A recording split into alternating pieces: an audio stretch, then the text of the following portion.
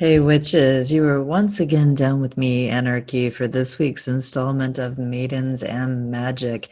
I would say we're doing something a little bit different, but as no real protocol has been set, I guess it's fair to say I'm doing whatever the hell I want, and it feels good.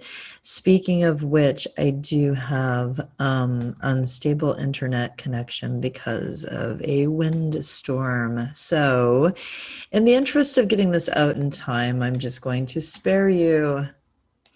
No, girl, I'm going to deprive you of my face. You want to see it, but you ain't gonna. All right. I do apologize. No, you know what? Fuck that. I don't. I don't apologize. So, with that said, I am doing this is episode 4, in reverse, season 4, episode 6, called Sanguinarium. So here's what I'm going to do.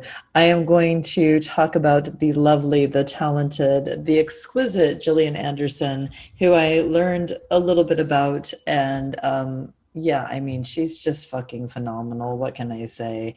Um, I don't have to say anything. That speaks for itself. No other actress has transitioned, and before our eye, well, not no other, but very few have transitioned before our eyes so gracefully with such aplomb as Gillian Anderson. From maiden mother to crone, she has embraced it, owned it, and slayed it every step of the way. I have mad respect for her, so I'm going to talk about her. And then I am going to go through this episode of Sanguinarium. And let's look at Gillian Anderson instead. So much lovelier. I'm going to go through N.S. Scully. We have her. I will go through all of the images and icons, or the not really icons, images and symbolism. And I'm going to kind of try to debunk things where I can, and then try to find out from whence other things came. What kind of magic are they trying to depict? So in all likelihood, this will be a recurring segment. Because really Hollywood really just some things are just flat out poorly researched, other things are researched but not.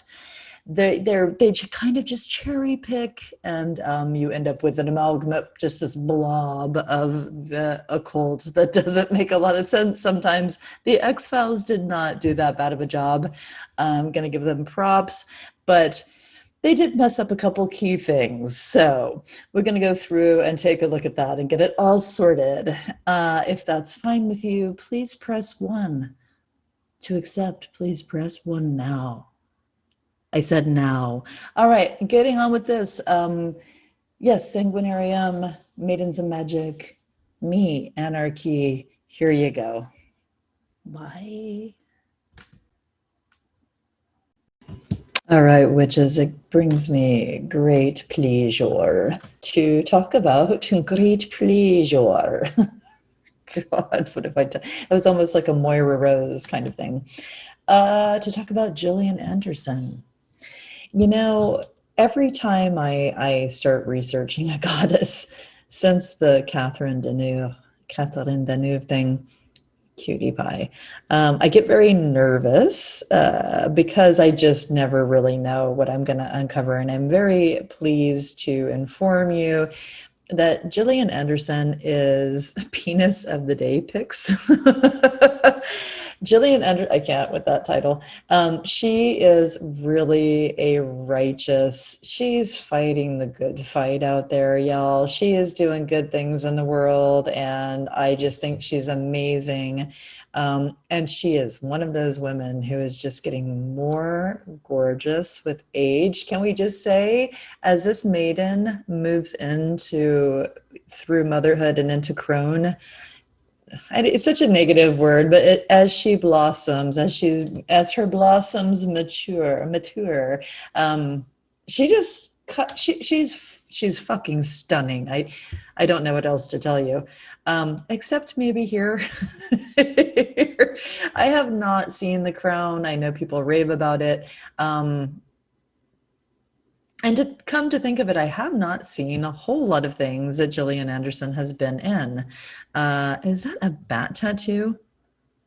I'm tripping. That was really wishful thinking. Although we do know that she had some rebellious punk rock years. And there was some sexual experimentation and other things that I'm thrilled to talk about. She was born in 68 in Chicago. What's OBE?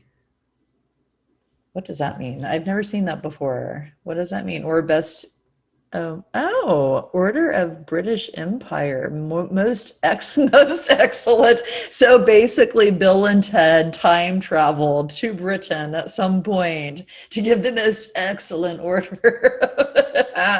That's great. All right. Sorry, I am so easily amused. Of course, most people know her from the X-Files, but she actually did quite a few things before that. If you're wondering how she slides into and out of that English dialect so easily, she was actually raised in England for a while. But let's talk about that. So she's won a bunch of awards. She's done theater. She's done all kinds of things. She's another one who's played Blanche Dubois in The Streetcar. And yeah, she did have a brother who died young of a horrible disease. And I just wanted to give a nod to that. That must have been pretty rough. But let's look at her early life. So her mother's name was Rosemary, which I also just love for no good reason. It was a computer analyst, which is pretty badass for a lady during that time. But after she was born, so she's English, German, Irish. Which comes as a shock to no one. She was when she was born, her parents moved first to Puerto Rico. Okay, sorry, Puerto Rico for 15 months, then to London, and that's mostly where she was grown up, where she grew up, yo. And I just want to say the name of the town is Crouch End. It looks lovely, but of course it's North London. Of course I accidentally misread that as Crotch End. Because again, I'm a 14-year-old boy, apparently. Here's the part that I kind of wanted to highlight. As many of you know, this is why so many of us loved her, like just from the beginning. Following a move to Grand Rapids, Anderson, the person constantly refers to her as Anderson. I'm not sure why. Went through a rebellious stage as a teenager, taking drugs, dating a much older girlfriend, and cultivating a punk appearance, dyeing her hair various colors, shaving the sides of her head, sporting a nose piercing, and an all-black wardrobe. Yes! She was put in therapy at 14. Girl, I've been there. Therapy at 14. Anderson listened to bands such as Dead Kennedys and Skinny Puppy, two of my favorites. She was voted by her classmates as class clown, most bizarre girl, and most likely to be arrested. She was arrested on graduation night of breaking and entering into her high school in an attempt to glue the locks of the doors. Oh, that's so good. She managed to get the charges reduced to trespassing.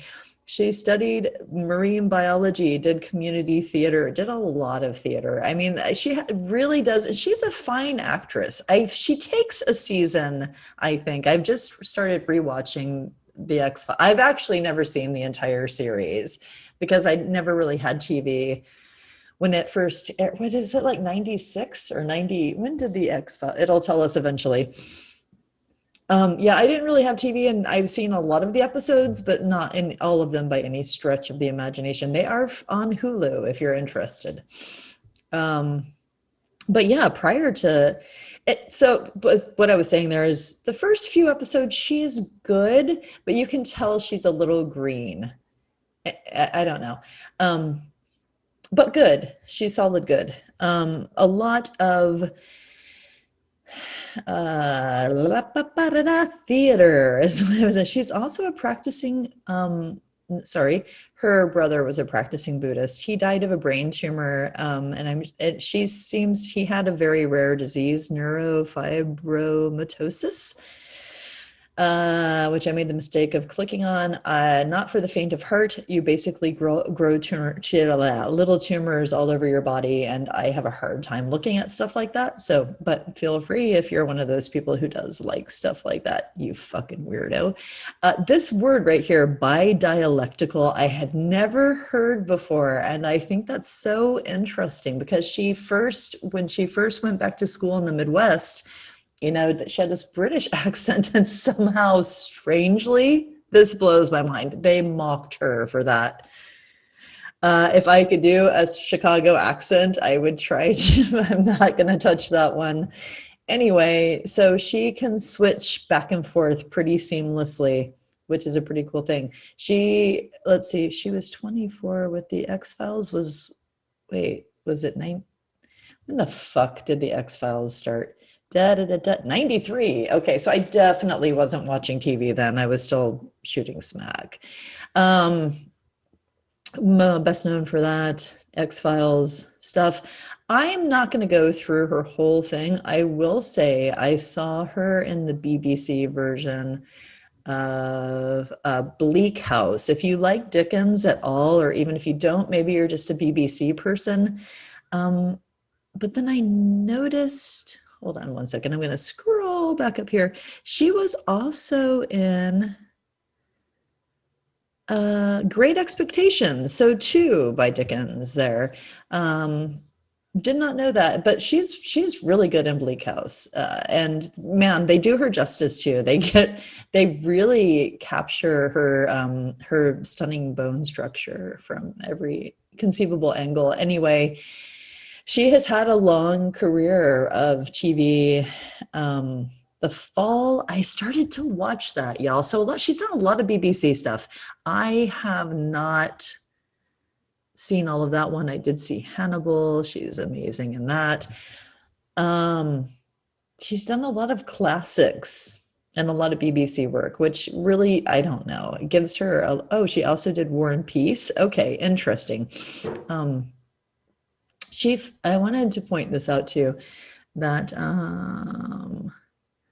where is it? She returned to portray FBI Special Agent Dana Scully in the 6th episode, 10th season of The X-Files. She has fought and succeeded in securing equal pay. That's what it was. So, and Duchovny was pulling down some money, y'all. So she was like, no, he's not making fuck that. And she gave it a big fuck that. And I applaud you, Miss Anderson. One thing I wanted to point out, she has been married several times and has 3 children, and I don't really care so much about her husbands or her children. I'm sorry, I just don't. I'm glad she has children because she is somebody who should be breeding, but I don't.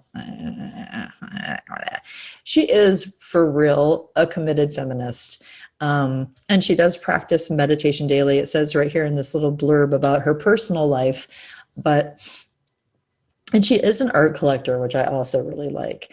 But it goes on about her meditation and her feminism a little bit more. Y'all, Gillian is a for real activist. I'm telling you, fighting the good fight. Let me just give you a little preview of that. So this neurofibromatosis, she definitely, does a lot of charity work for that. Africa says I've never heard of, but it's South African Youth Education for Sustainability, and helps in empowering marginalized young people. Really amazing. It sounds like an amazing organization to help gain them greater access and treatment to HIV where it is prevalent.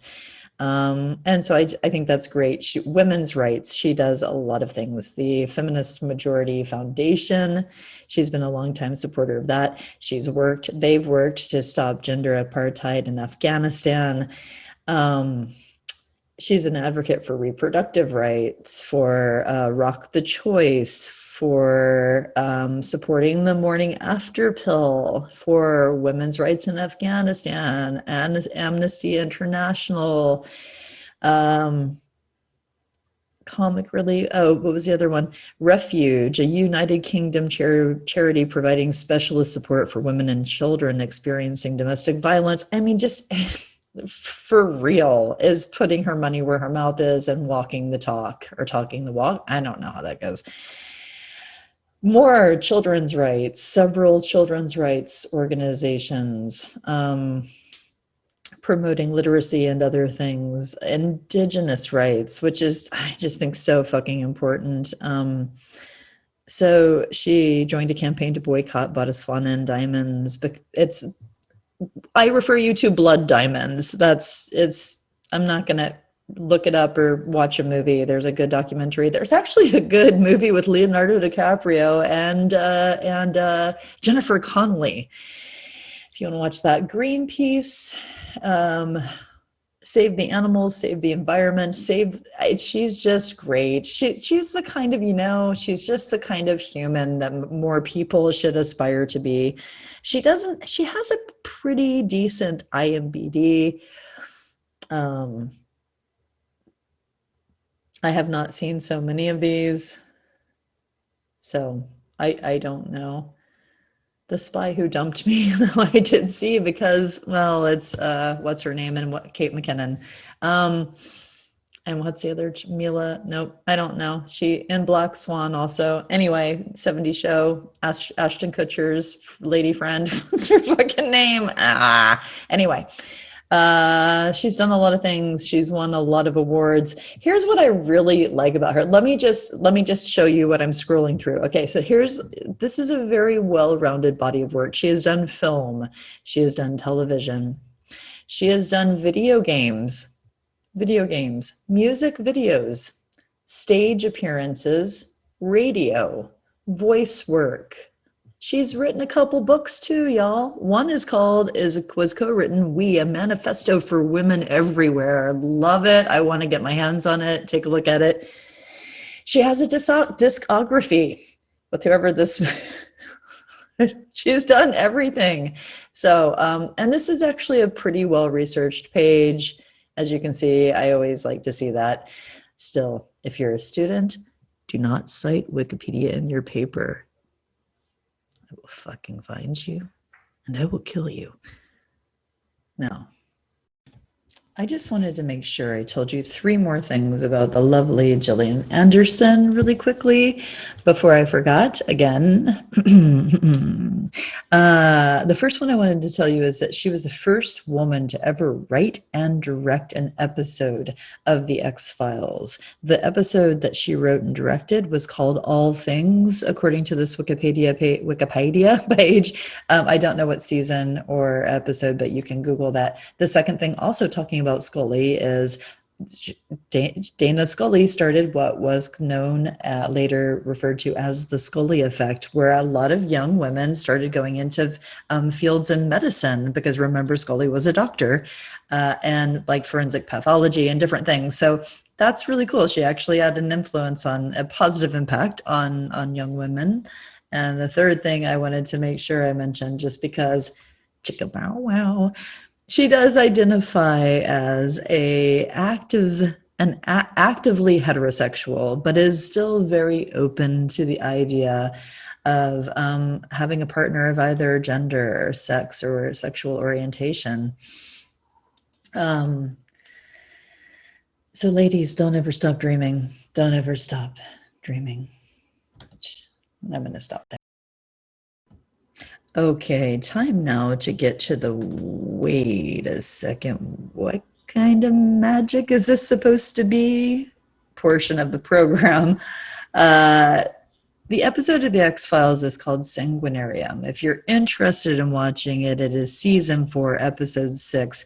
I do want to say this was written by 2 sisters who I don't think who had ever written. It was a one-off. Didn't follow any of the other, X-Files storyline. It was written and directed by women, though.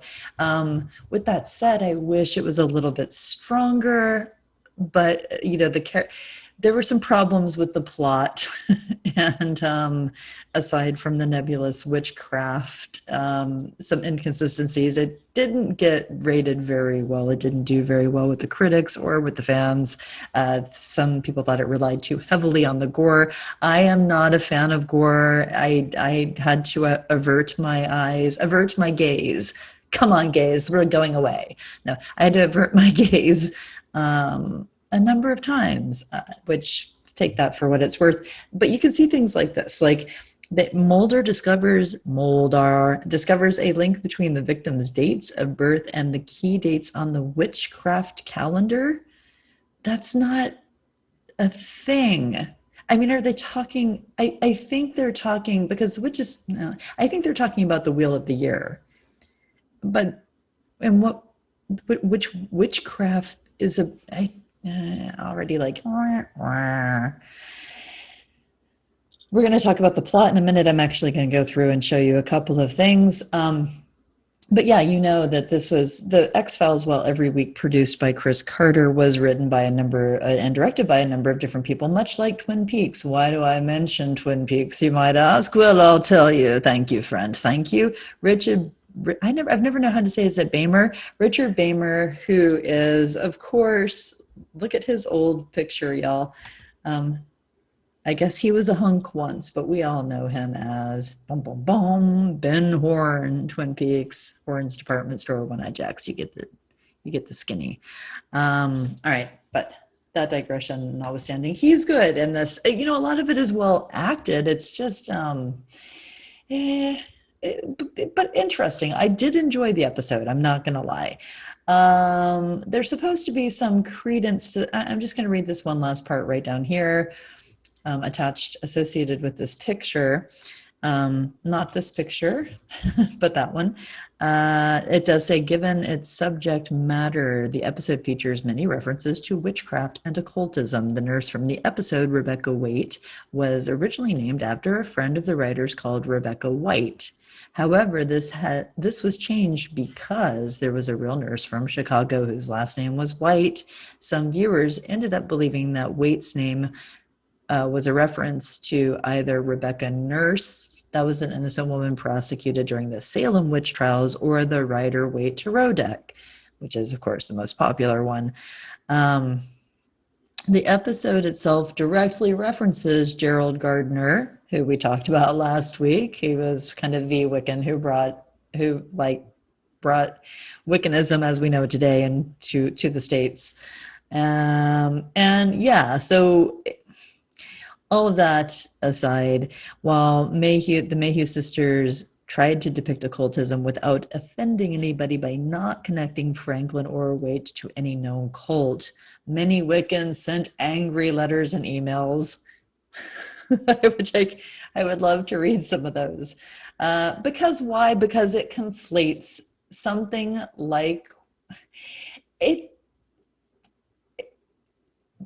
What they portray, I'm trying to think of how to say this, what they portray, I think, as Wiccanism, or Wicca rather, is not. It's close and has a couple of the elements and holidays right, but I'm going to go into a little more detail about that. To be quite honest, some of it looks more like, in my opinion, a bit more like Luciferianism, which is not quite Satanism, but although there was also some satanic imagery in there as well. So a big clusterfuck, if you will, of things that some parts of it are not far off. Now, I want to show you, though, how kind of tenuous it is. So basically, in the episode, sorry, that was a lie. I'm lying again. Where the hell is my episode? It's here. Nope, it's not. It's here. Tricking you, just keeping you on your toes. So basically, they are called in, the FBI are called in because this guy, plastic surgeon, there's also a stab at the plastic surgery industry, I guess, written and directed by women, trying to kind of make a feminist statement against it. It's not loud, it's subtle, but it's definitely there. Anyway, this doctor is supposed to be doing a routine liposuction or whatever. He ends up going crazy and just fucking stabbing the shit out of this patient, literally, just about, probably. It's kind of crazy. So they go there. He's claiming he was possessed, and they're like, all right, possession. And of course, Mulder is like, well, let's hear his story. Now, he finds a pentagram on the floor of the operating room, but this is the first scene that I'm going to show you. So, well, fiddle-dee-diddle-dee-diddle-dee-dee. It would not let me show you that clip, and that's fine. What you missed there was David Duchovny sees 5 holes on the ground, takes a popsicle stick, and in this pool of blood, like, traces out a perfect pentagram. How he knew how to do that instinctively, anybody's guess. You go, you do you, Moldar. Moldar. What from his orientation, to be fair, it did, sorry for that screen, it did look like I like that it's an emoji. I wish. It's the Wiccan pentagram. It is, this way, representing the 5 elements, as opposed to this way. And see, this is how erroneous some information is. I asked for pentagram. It gave me the pentacle instead, which is supposed to be the one associated with Satanism. Because I guess it's supposed to be the 2 horns of the beast here, in here. Also sometimes associated with Luciferianism. Interestingly, so you're like, but why would Wiccans are peaceful, kind of I don't know, earth worshiping herbalists and shit. Like, what we're worshiping, we're doing moon rituals and blessed be and like casting protection circles. Why all of a sudden would it be a Wiccan pentagram? So it is very strange. Now, in this episode, it's kind of a catfish episode where you think the person who is the villain is actually the protagonist and the antagonist is somebody else entirely. And so they kind of do this thing. They do find okay, so let me back it up. Back it up. So in this episode, let me see what happens. They they go and they're like, what's going on? And he's like, it's a pentagram. It's not at all. I don't know why he's like, suddenly, I don't know. Okay, no, doesn't say it quite like that. But so they also see, and then it happens again. So it happens again. Another doctor goes in there and fucking seemingly possessed, goes crazy on I think it's with a surgical laser this time. It is all pretty freaking gory. And then afterwards they have this weird amnesia, and this time they see not a pentagram, but the same 5 marks that Duchovny can quickly draw into a pentagram. Not a pentagram even. It's a pentagram. We can say pentagram, I guess. So sorry, let's just stay here. They find it on the stomach of the victim this time, and they're like, see, there's a connection. It has something to do with, witchcraft, which, again, just umbrella term. And so they find out that there's this one nurse who has been attending each time, and they're like, we got to check this lady out. She's the only thread of commonality here. I'm sure that's not exactly how they say it, but and when they go to, and here's the thing, they get to her place, and let's look at Gillian Anderson while we're talking. They get to her place, and she's not there, of course. But her place is like, first of all, you're coming through with these like stained glass.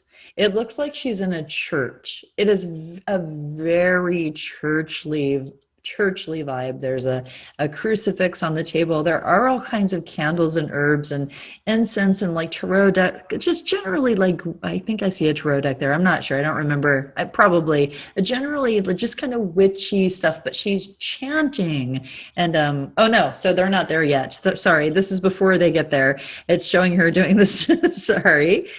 Showing her doing some kind of chanting, but I swear she's chanting in Latin, which no Wiccan would be doing that if she's in fact supposed to be a Wiccan. And then there's not, I think there might be like a chalice and there might be an athame. I don't know. There's so much crap on this table. You can't really tell. But anyway, she's chanting in what appears to be Latin, or what sounds like Latin rather. And this is all very interesting because when they come in later, Mulder, I gotta quit calling him Mulder. Mulder finds a calendar with, or like a book or a day planner or something with certain dates highlighted. And one of the first dates he turns to is Rudmus. Now, okay, and this is interesting because Rudmus, when you get the first Wikipedia entry, it is mass. It's a mass. And it's similar to the etymology of Christmas. So it was a celebration of the Feast of the Cross. And so, yes, very much about the Catholic Church, you know, and then later about the Eastern Orthodox Church. If you've never seen this, just really quickly, the feast originally commemorated the dedication of the Basilica of the Resurrection, which, you know, if you've seen The Life of Brian, that might also look familiar. So fucking blasphemous. It is a site of a major Christian pilgrimage, because that's where they believed Jesus was crucified and then resurrected. Yeah. Anyway, kind of a cool place. I don't know. I'd like to see it someday. At any rate, going back here, Rudmus, so reportedly, also what Rudmus is really about is Saint Helena reportedly found the cross, on the one that Jesus was crucified on, in May of the year 355. But most of them, Catholic and Eastern Orthodox, celebrate the Feast of the Cross on September 14th, which I mention these dates because they don't really correlate with other holidays, Sabbaths, I guess they call them. It's a little bit of misinformation. However, when you look at this as this is, and again, just to show you, I'm trying to show you here how things have become conflated over time, with everything, but especially philosophies and religions. So with that said, it says that Rudmus is an ancient and obsolete English word meaning mass of the cross. It's I'm just going to read this directly because it's poorly written, but the festivity is associated with the heathen festival of Beltane. Right there, that it's heathen. Okay, let's close that. Supposed to be a symbol of paganism, but a pagan was anybody who didn't practice Christianity. So the whole thing is a bit circular. At any rate, the heathen or non-Christian festival of Beltane, the same neo-pagan festivity, Walpurgisnacht, May Day, and witchcraft. Poorly constructed sentence. It says when it took place, blah, blah, blah, whatever. But it's history. During the Middle Ages and Renaissance, it was said that witches and warlocks celebrated a reunion called Great Sabbath on this night to honor the devil. So already magic is necessarily dark here.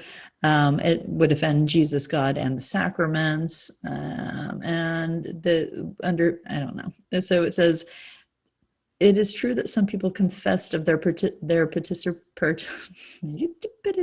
participation in this great Sabbath under torture, for no confession was taken valid by ecclesiastical tribunals if not given under torment. This goes back to the Malleus Maleficarum. Also used in the case of Charles Dexter Ward by Lovecraft. Just Rudmus is in that story. If you read that one, it's a good one. It's also sometimes conflated with All Hallows Eve or Halloween, which I'm pointing out again because the dates are all wrong for that. You see, like May and September, but Halloween anyway. Okay. So Rudmas isn't, I'm not sure what form of witchcraft exactly would pay homage to rudeness or observe it. Well, I can't really explicate rudeness anymore. The second holiday on this witch's calendar that's circled is actually, well, she calls it Lammas, or they call it Lammas, which is the Anglo-Saxon. This is, I looked up how to pronounce this. I did not know how to pronounce this one. Lunasa. It's just Lunasa, which is really beautiful. Oh, I guess here also Lunasa. That would make it modern Irish. Well, that would be easier. Okay, but she calls it Lammas, and it is one of the four Gaelic seasonal festivals, along with Samhain, Embark, and Beltane. So, okay, they got that part right? That it is one, that it's the beginning of harvest season. But let's listen carefully to what I just said. Lunasa is one of the four Gaelic seasonal festivals.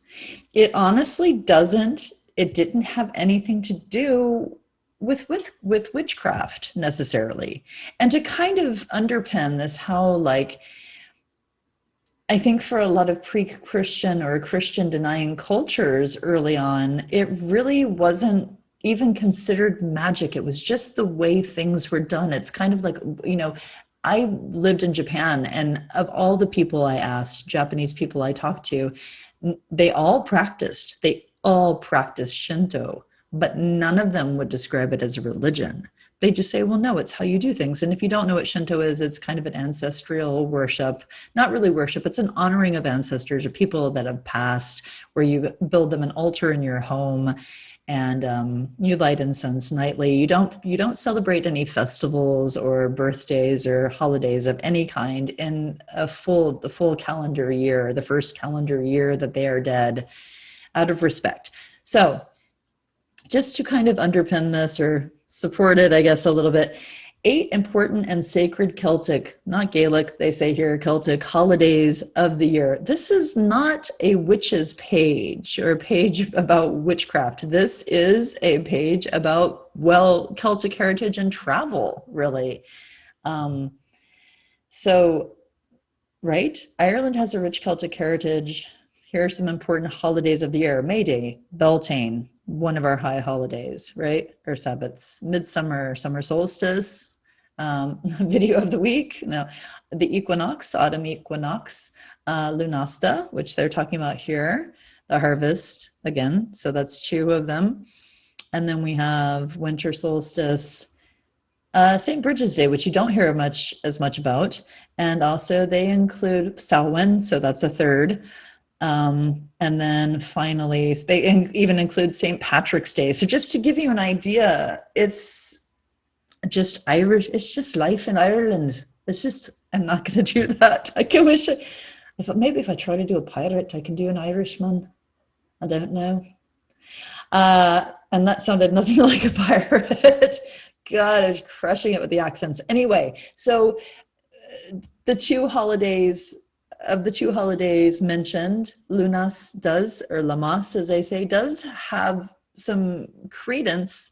I mean, they both do, but they're not really connected. And still, so this would lead me to believe that this is a pagan witch or a Wiccan.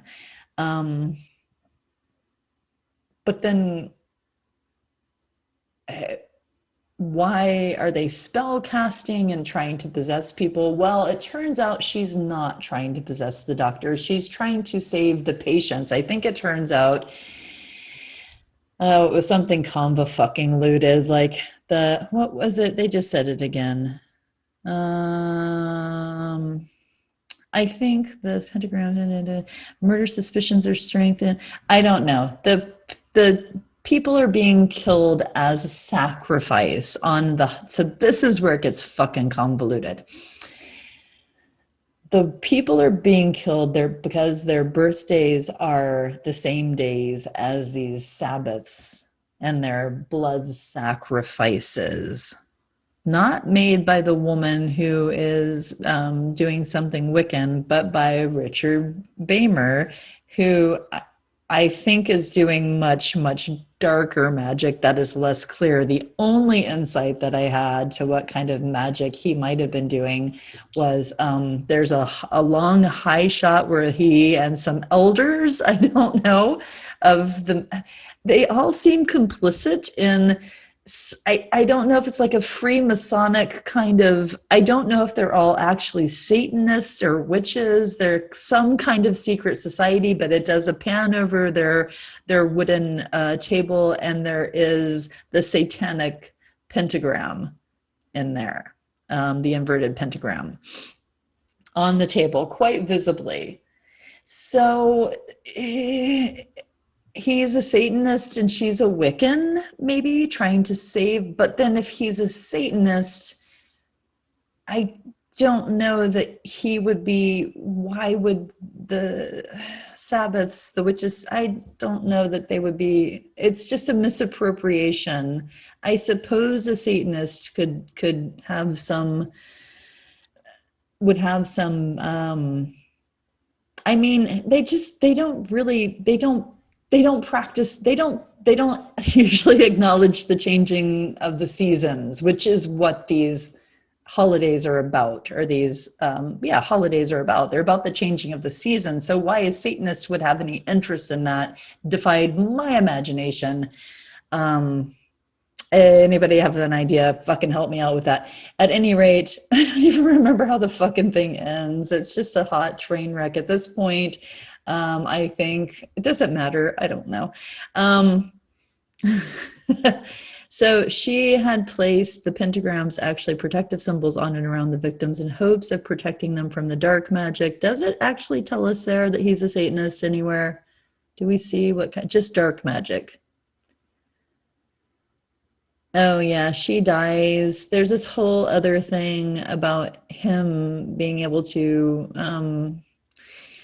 he has almost like a form of telekinesis with his dark magic. It's, yeah, so whatever. Eventually he actually finishes his blood sacrifice and manages to kill 5 people and somehow gain eternal youth. And this whole show ends with him, a younger version of him, moving to a different city and getting a new job at a new hospital. So that is all I'm going to say about that. What kind of magic was it? What kind of magic was this supposed to be anyway? My best guess was they took her as some kind of a Wiccan and him as some kind of a Satanist or dark magic practitioner. There's really little other explanation. The best evidence we have actually comes from her room and her altar, which I told you was it was like an explosion of, it was like an occult shop had vomited onto the table. It was every fucking thing. So that's all I'm going to really say about that. I am enjoying debunking these kind of different erroneous types of magic, and definitely will be an ongoing. All right, witches, I do hope that you've enjoyed yourselves in this episode of Maidens and Magick. You have been down with me, Anarchy. That was Sanguinarium, an episode of The X-Files starring Gillian Anderson, the incomparable Gillian Anderson. That penis of the day pic. Like, why is that the caption on that one? That gets me every time. Take that with you. That laughter, let it guide you. Again, you've been down with me, Anarchy. And I hope you come back. I do hope you return. Until then, do me a favor. Stay witchy. All right. Bye.